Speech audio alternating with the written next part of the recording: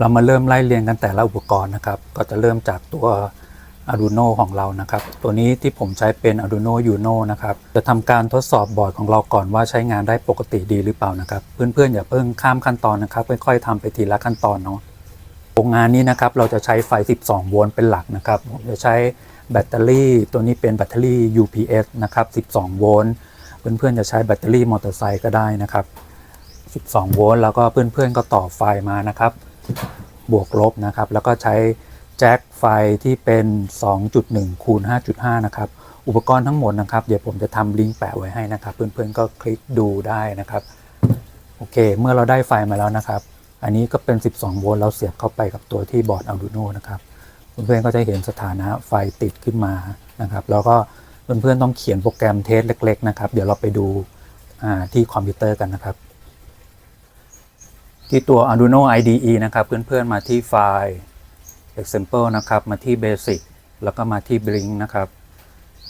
ตัวนี้จะเป็นโปรแกรมสั่งให้ตัว Arduino ของเรากระพริบนะครับเพื่อนๆต่อสาย serial เข้าไปนะครับ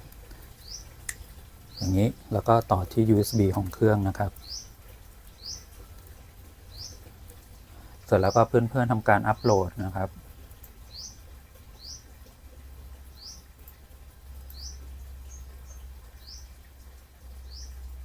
รอสักครู่นะครับปึ๊บก็จะเห็นตัวArduino ของเรานะครับกระพริบอย่างนี้นะครับก็ถือว่าตัว Arduino ของเราเนี่ยใช้งาน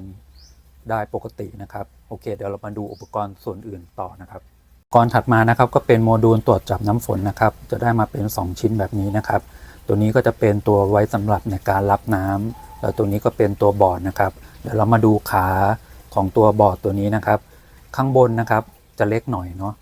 จะเห็นเป็นเขียนไว้ว่า VCC นะครับ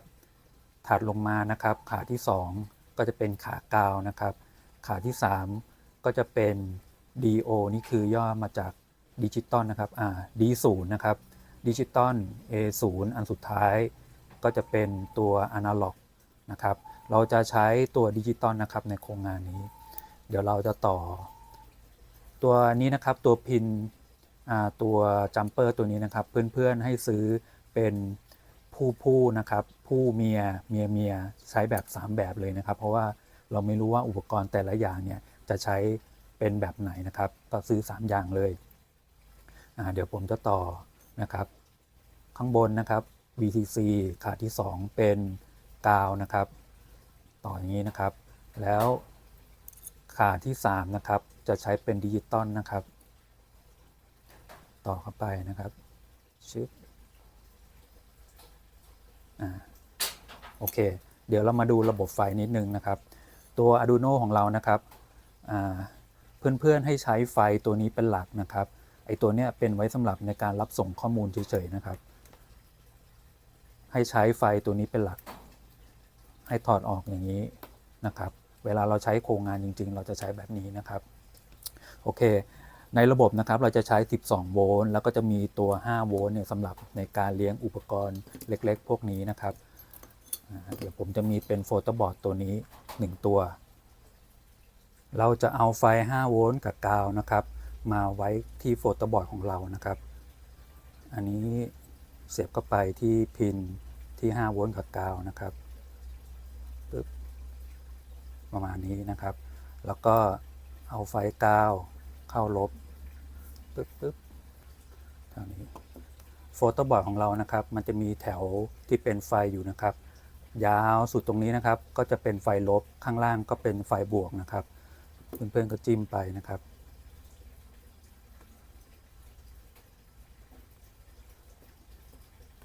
โอเคก็จะได้ประมาณนี้เพื่อนๆเข้าใจความหมายของโฟโต้บอร์ดนะครับมันเป็นสำหรับในการไว้บอร์ดทดลองนะครับถ้าเพื่อนๆลงงานจริงเนี่ยเราก็สามารถที่จะหาอะไรก็ได้นะครับมาเป็นตัวจำให้ได้ไฟ5โวลต์กับไฟลบนะครับอันนี้ก็เพื่อความสะดวกในการที่เราจะทดลองนะครับโอเคตรงนี้เราได้ไฟ5โวลต์กับกาวมาแล้วนะครับเราก็ใช้อุปกรณ์ตัวนี้นะครับโมดูลตัวนี้จำได้ไหมครับว่าข้างบนเนี่ยเป็นไฟบวกไฟลบนะครับผมก็เอาไฟบวกจิ้มกับไฟลบปึ๊บ อย่างนี้นะครับตัวโมดูลของเราก็จะติดแล้วนะครับประมาณนี้เดี๋ยวลองมาเทสกันก่อนนะครับตอนเราป้อนไฟให้กับตัวโมดูลนะครับก็จะมีหลอดทางซ้ายมือแสดงสถานะว่าติดก็คือมีไฟเข้ามาเรียบร้อยแล้วนะครับเพื่อนๆลองเอาน้ำนะครับมาแตะดูปึ๊บก็จะมีหลอดไฟด้านนี้ติดนะครับแสดงว่าสถานะตอนเนี้ยก็คือ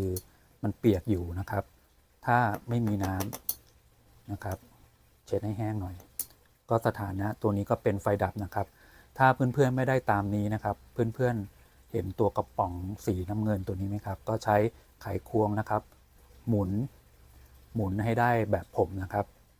ให้ได้ก็คือเปียกสถานะแห้งเนี่ยให้ไฟตรงนี้ดับนะครับถ้าเปียกให้สถานะไฟตัวนี้ติดนะครับให้ได้แบบนี้นะครับนี่ผมเช็ดให้แห้งก่อนปึ๊บโอเคเช็ดให้แห้งแล้วก็จะเป็นประมาณนี้นะครับเดี๋ยวเราไปเทสที่โปรแกรมนะครับเพื่อนๆนิวงานขึ้นมาใหม่นะครับแล้วเพื่อนๆเขียนตามนี้เลยเนาะก็มี define ตัวแปรนะครับ range sensor p pin 2นะครับตัวฮาร์ดแวร์ของเราเนาะไอตัวดิจิตอลนะครับขาที่3นะครับที่เป็นเส้นสีส้มนี้เนาะเพื่อนๆมาต่อที่ Arduino ที่พินที่2นะครับ p2 นะครับแล้วก็ define range sensor นะครับ p2 แล้วก็สร้างตัวแปรขึ้นมานะครับ value range นะครับแล้วใน void setup นะครับแล้วก็ serial begin 9600มาแล้วก็ pin mode range sensor เพื่อนๆตามไม่ทันให้หยุดคลิปวิดีโอแล้วก็เขียนตามนะครับแล้วก็ใน void loop นะครับก็จะมี range sensor เท่ากับ digital read แล้วก็ใช้ range sensor ตัวแปรตัวนี้เข้ามานะครับก็คืออ่านrange sensor ที่ p ที่2นะครับเข้ามาใส่ตัวแปร range value ตัวนี้เนาะแล้วก็ทำการสั่งดูนะครับว่ามันได้ค่าอะไรนะครับอันนี้ก็เป็นเครื่องหมายคำพูดเฉยๆว่าเป็น range sensor เท่ากับอะไรก็คือเท่ากับตัว value ตัวนี้นะครับเสร็จแล้วก็ทำการอัปโหลดตัว IDE ของผมเนี่ยจะใช้เวอร์ชัน 2.3.3 นะครับโอเคอัปโหลดเสร็จเรียบร้อยเพื่อนๆกดปุ่มนี้นะครับ Serial Monitor ก็จะขึ้นมานะครับ Range Sensor เท่ากับ1มันก็คือเครื่องหมายของพูดนี้ครับ Range Sensor เท่ากับ Value Range เท่ากับ1เพราะฉะนั้นเนี่ยสถานะตอนนี้นะครับเรารู้แล้วว่าไอเนี้ยมันแห้งนะครับ